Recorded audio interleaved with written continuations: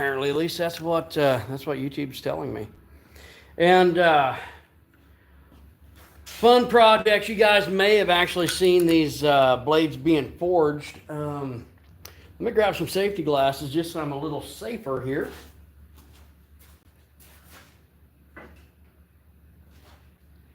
And I'm going to talk to you about what I've been working on.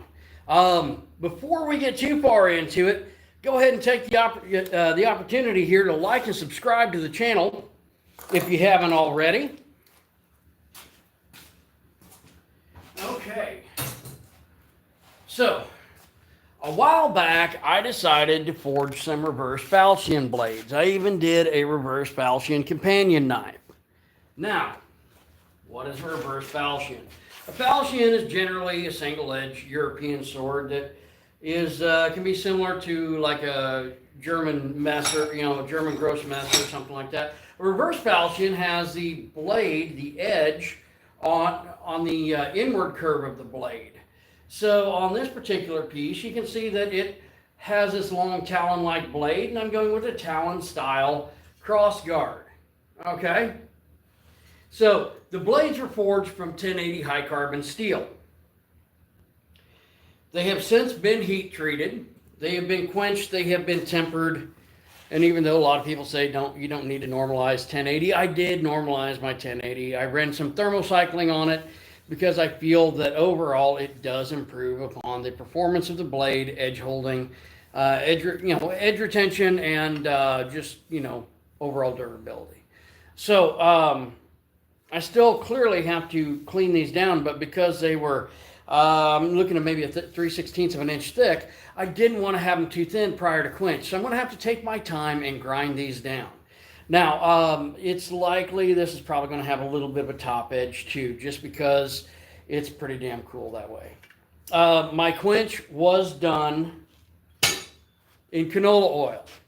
Now, some people say, oh my God, canola something. Tell you what, man, if they're quenching in water and horse piss back in the day, I'm sure that canola oil would be just fine for some 1080. How's it going? Hope everyone's doing well.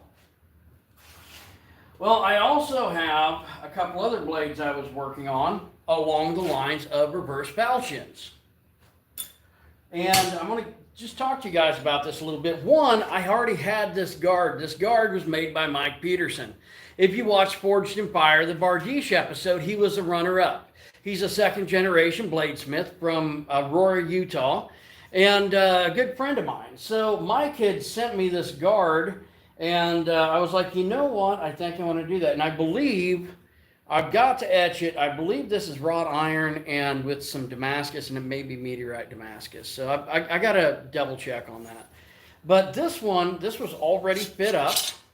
And it had been milled and so forth. So I was like, you know what? I've got a good guard, and I want to do a reverse falchion. So this will work quite well for that.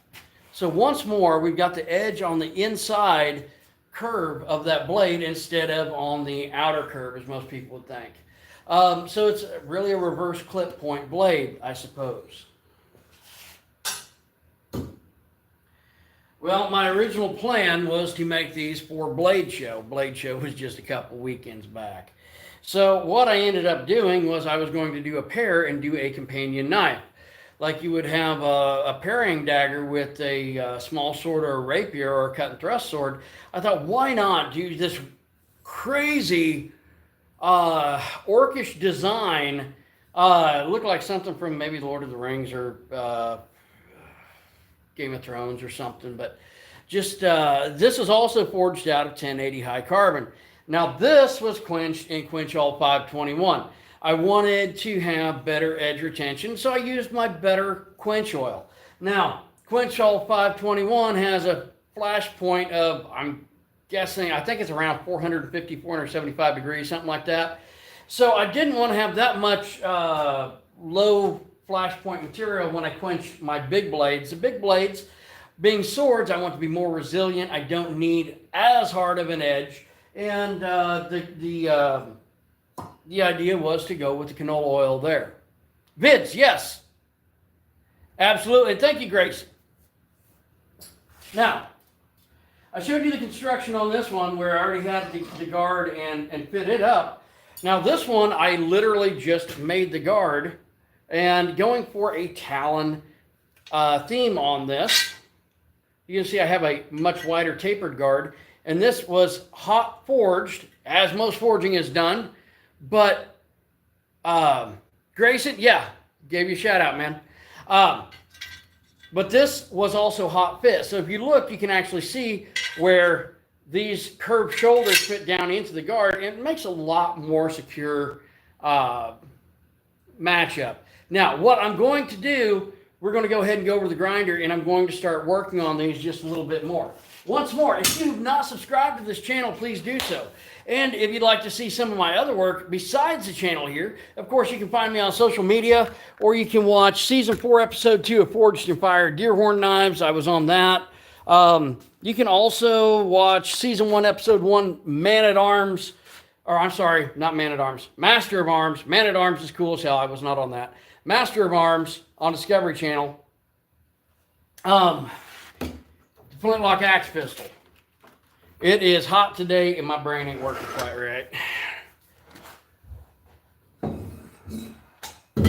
But I will say this, if you guys are wanting to see something cool, go check out Man-at-Arms on YouTube, because Kerry Stagmeyer and his guys do some awesome builds. I actually got to see Kerry at Blade Show.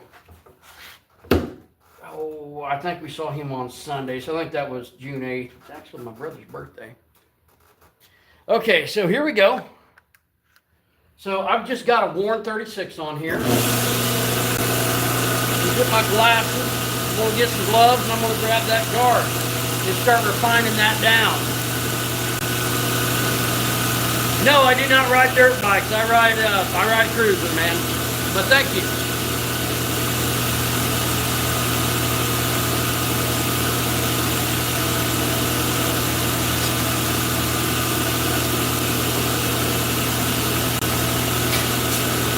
Okay, so I want talons, but I don't want too sharp of talons. Why? Because the user can hurt themselves on this.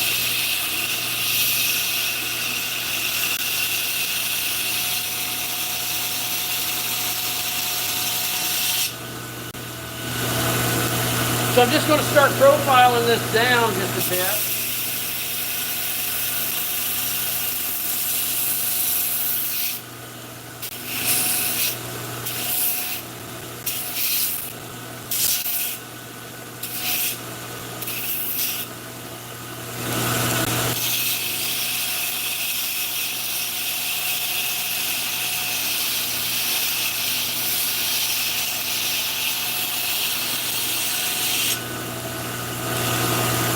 Okay, so starting to get those contours in, and I've got the belt just slightly over the side of the wheel, so I've got a little bit of slack. I generally don't. When I have made obsidian bladed knives, I use blades someone else has made. I'm not that great at stonework.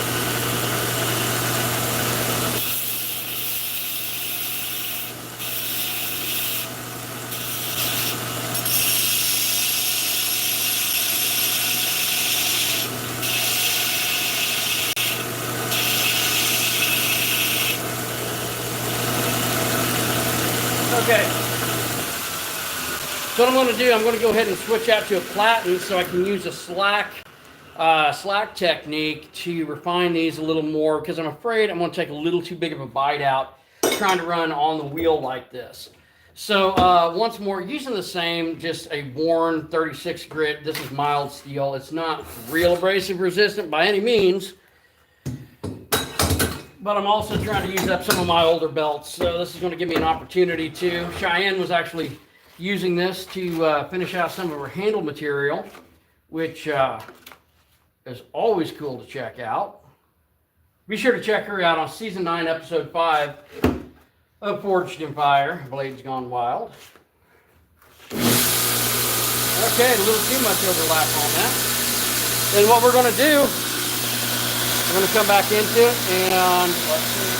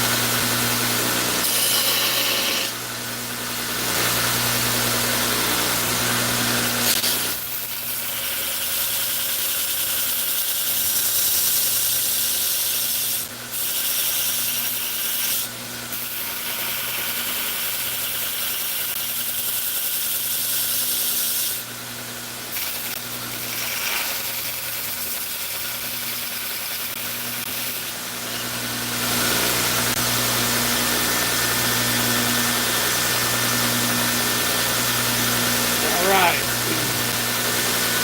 Now you can see how it's kind of bulbous here. I'm going to go ahead and start working that down.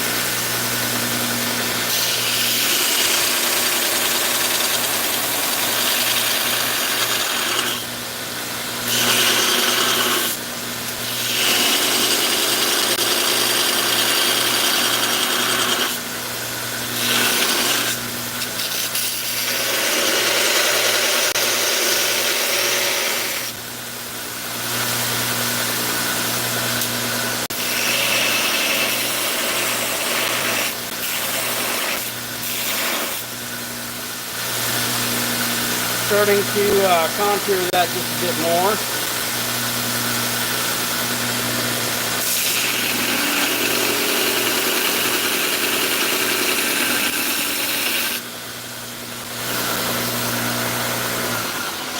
All right. So now what we're going to do. Okay, so about 420 or D2 steel. A lot of import blades claim to be 420 stainless or D2. And a lot of them may or may not be that. It's just numbers that they throw out there. D2 ductile tool steel is an excellent steel to use for blades in certain instances. And 420 is, you know, it's kind of become an industry standard for many knives, or for a lot of cases, replace 440C. Or a different 440 series. I think at one point there was A and B and all kinds of fun stuff. But no, I forge high carbon steels. Sometimes I work with Damascus steels, you know, pattern welded and so forth. It just depends upon the purpose. But now I'm going to come in here and I'm going to start tapering that down just a bit.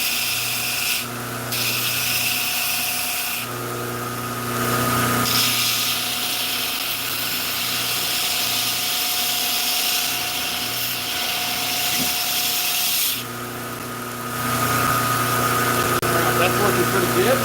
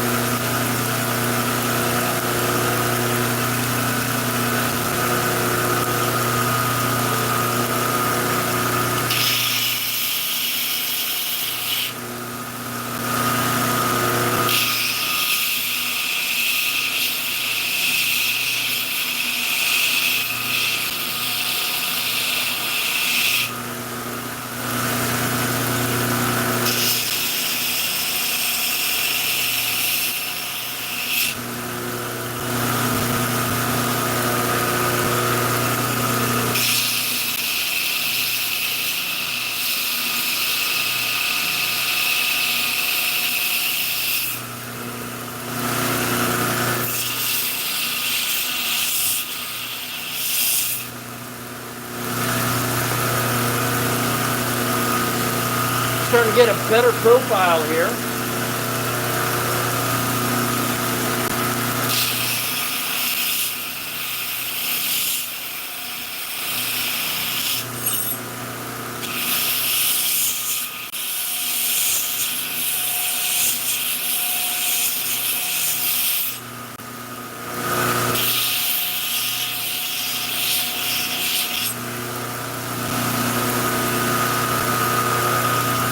this comes down to cleaning this up quite a bit.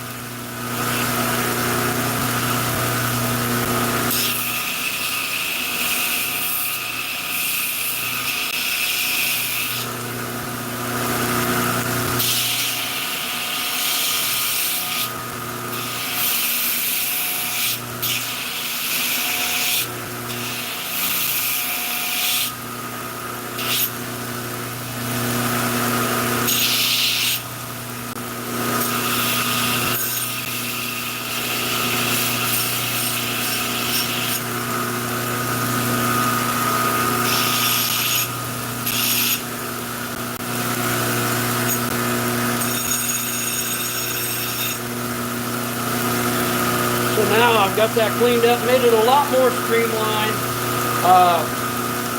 Still got quite a ways to go on really cleaning this down, but I believe this really does have that Talon theme going along for it.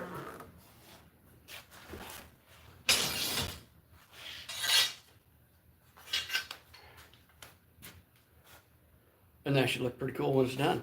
Guys, if you haven't subscribed yet, please do so. And this is going to be a fun one, guys. Really is. So this is along the lines of a fantasy sword, but there were many examples of reverse falchions. This just so happens to be something kind of my mindset. And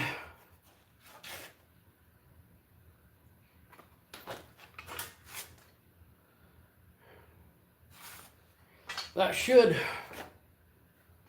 work. Now I'm trying to decide what I want to use for handle material. Now, I'm thinking European. So I could go with what most people would think of for a European sword, and that would be a wooden core with risers or fluting and a leather overlay. And that would be cool, but I'm not going for a historical example. So I'm looking at some other natural materials. Now, different types of exotic woods would be kind of cool. And whatever I do, I want to be able to duplicate that for the companion knife. And I've got 3 pieces here that I'm working on. So I'm actually considering stag, almost like you would have with the hunting sword. So I don't know. I have seen hunting swords that had stag handles, and I do have some large pieces that would probably complement these pieces that I'm building. So that's what I'm looking at. Now, what am I looking at as far as finish? Now, these clearly still have carbon on them from the oil quench. Now, I know some people are going to say, that should have blown the scale off. Trust me, it did. I went back in after it did just to make sure everything was good and cooled off, because I wasn't going to, try to do what I refer to as a steam bath on some of my blades, which would be an example here, where it is an immediate, very quick dip as that temperature is coming down in water to blow the scale off and make it easier to clean, as this one shows. Now, like I said, the sword blades being longer and I'm not really going for as much edge retention. I'm going for more resilience. I decided to do canola, which has a flash point about 700 degrees. When I do hot oil tempering, where I heat the oil and immerse the blade and allow it to maintain at 425, 450, some cases 500 for a sword blade, then in many cases I do use canola because I can run that up to 700 without it flaring, but it does expand quite a bit in the process. So I've got my 3 pieces here. I've still got to make a guard for this little guy, but before I did, I wanted to look and see which one it was closest to. Now, my opinion was that when I compared these 2 blades, that this was more, it was longer. It has a longer tip, more down curve. I compared these 2 pieces, and I said, you know what? I think this is a companion knife for this particular sword right here. So, in the near future, we'll be continuing these builds. Oh, dropped one of Cheyenne's blades. Well, I dropped it again. Much better. All right. In the near future, we'll be continuing these builds and making a guard for that little one. The blades will most likely be cleaned up off camera, and we're going to start fitting things up and seeing how things look. Now, these do have longer tangs. Am I going to shorten the tangs? That could happen. What kind of pommels am I going to make for these? What kind of handle material? Are they going to be near 2-hand or 1.5 hand? Or are they going to be 1-hand? I don't know yet. But feel free to comment in the sections below, and let's see what we can do. Once more, if you haven't subscribed to the channel, please do so. You can also check me out on Forged in Fire Season 4, Episode 2. It's hot today. On Master of Arms, on Discovery Channel Season 1, Episode 1, Flintlock Axe Pistol.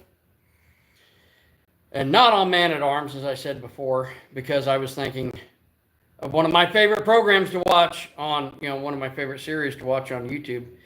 And it's quite close. I always have people come in, they're like, are you on Man at Arms? No, Master of Arms. So,